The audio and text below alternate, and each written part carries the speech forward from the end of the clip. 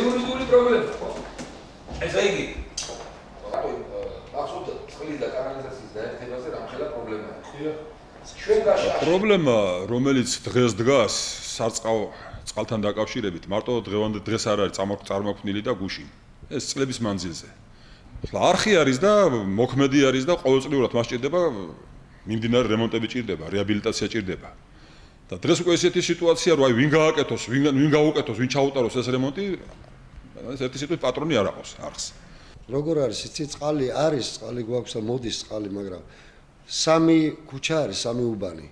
მიდის წყალი დღე და ღამე რო აქვთ იმ ხალხს. ვერ პოულობთ ადგილს რომ დაასაკეთე აღმოვაჩინოთ, ასფალტი არის გადაკრული ზემოდან, მილები მიდის ამ ასფალტის ქვეშ და ვერ ვაკონტროლებთ უბრალოდ. სამი ქუჩა, მესამე არის კი, მეოთხე არის კიდევ ვანელების უბანი.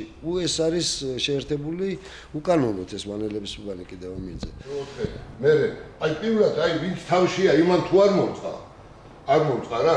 მეორე და მესამეს უჭირს. აქედან და აი ეს ბარს არ გამოიქცევა, არ გამოვიდა.